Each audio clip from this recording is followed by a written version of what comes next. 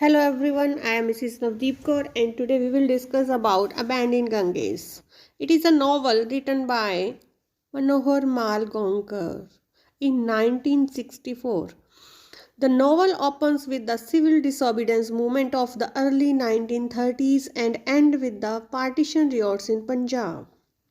अब ये भी वही है, पार्टीशन के टाइम जो हालात थे उनके बारे में बताया. I ask nobody to follow me. कहते कि मैंने कहा नहीं मैं फॉलो करूँ मेरे को, क्योंकि सारे ही करेंगे फॉलो. सेकेंड वर्ल्ड वार के टाइम पे जो ब्रिटिशर ने उन्होंने उनके साथ ट्रीटमेंट किया उसके बारे में बताया गया है. 1947 में हमारा इंडिया आज़ाद हुआ और ये नॉवल लिखा गया 1964 में.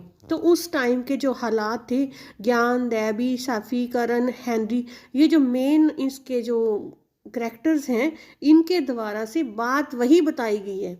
कैसे हमें पता चलता है कि जो डेबी दयाल है वो रेवोल्यूशनरी है, ब्रिटिशर के अगेंस्ट है, हीरो है, और वो गांधी जी को मानता है ज्ञान तलवार, और वो अपनी जैकेट को बर्न कर देता है, क्योंकि जैसे गांधी जी ने कहा था कि खादी अपनाओ.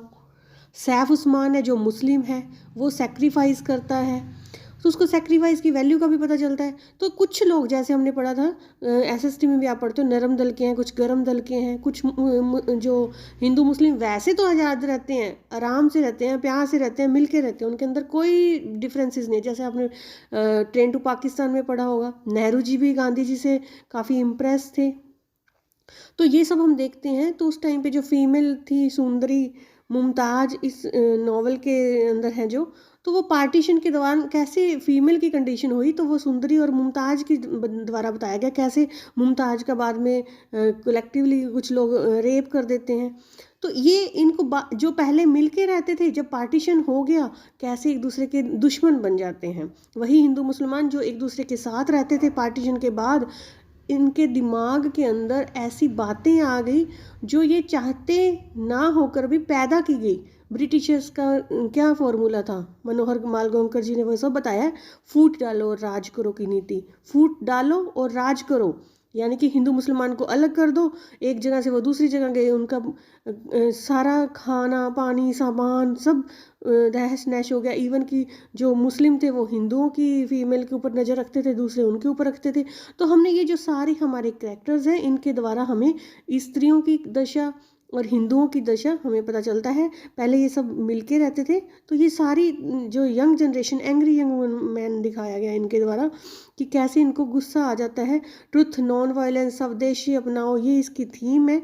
और गांधीयन इम्पैक्ट जो इनके ऊपर पड़ा, सत्य अहिंसा का मार्ग अपनाओ, उनकी आइडियोलॉजी के द्वारा बिना किसी को हर्ट किए हुए हमें ये कैसे देश की आज़ादी जीतनी है.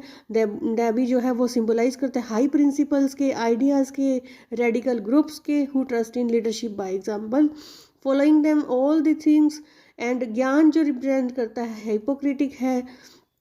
और ये जो कई जो फिर प्रिंसिपल को मानते हैं, तो उनको मानने के बाद भी उनके अंदर कैसे नुकसान होता है, जेल में जाते हैं. यहाँ अंडमान जेल की भी बात हुई है, तो इनको जेल में बंद किया जाता है. सॉरी, राम गोपाल है, वो भी ये कहते हैं कि हमारा जो रिलीजन था अब वो पॉलिटिकल इकोनॉमिकल सिचुएशन की वजह से कैसे बदल गया है. हाफिज़ खान, ये सारे इस नॉवल के करैक्टर्स हैं. इनके द्वारा it is not only the story of India, but it is not the story of a village only, but it is the story of all the Indian. ये सारे हेल्पलेस हो गए थे, और ये गांधी जी के मूवमेंट के द्वारा, जैसे आपने कांथापुरा भी पढ़ा होगा राजा राव का, तो उसमें भी यही वाली थीम बताई थी. गांधी मूवमेंट का इम्प्रेशन इनके ऊपर पड़ता है, तो ये आवाज़ उठाती हैं. और ये जो उस टाइम पे जो शेम एग्नी पार्टीशन के टाइम पे होता है, और वो अपनी जो हार है उस टाइम के, जो कैसे बेघर होके लोग घूम रहे हैं, कहीं पे शेल्टर लगे हैं, कैंप लगे हैं, एक दूसरे की हेल्प भी कर रहे हैं. लेकिन बात क्या आ रही है, मेन बात यही आ रही है कि वो पार्टीशन के टाइम कैसे उनके ऊपर अत्याचार कर रहे हैं. ब्रिटिशर अपना फॉलो कर रहे हैं. जो ये मालगांवकर से थे वो पहले इनका ये जो शौक़ था शिकार करना, लेकिन बाद में इनको ने जो एनिमल्स को प्रोटेक्शंस के लिए, एनवायरनमेंट के लिए काफ़ी आंदोलन भी चलाए. ब्रिटिशर्स के कांटेक्ट में आए, गांधी जी का असर इनके ऊपर हुआ. तो जो इन्होंने फील किया उस टाइम पे वो सब कुछ इन्होंने लिखा. तो उस टाइम के हालात को इन्होंने बताया गया है इस नावल के माध्यम से. गांधी जी का प्रभाव पड़ा और ये कैसे अलग होके भी फिर दोबारा से मिलने की कोशिश थी, इनकी दिलों में प्यार था। तो इस लाइन शैडो लाइंस में भी तो हम यही पढ़ते हैं, तो वही सारी थी मैं पार्टीशन नॉवल। Thank you.